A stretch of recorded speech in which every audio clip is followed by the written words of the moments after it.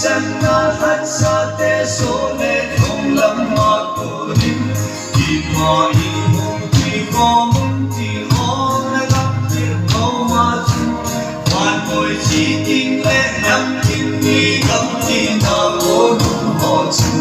而我那愛已放所點呢那蝴蝶呢？人睇的。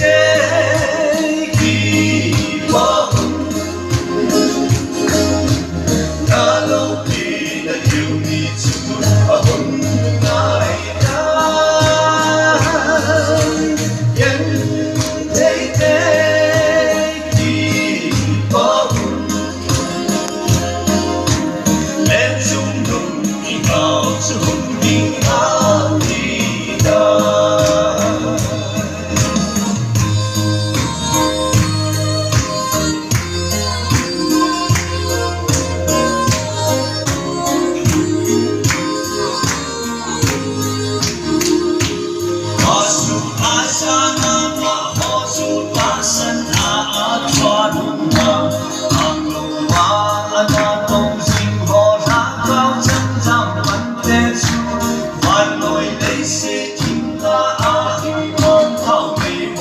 bỏ lỡ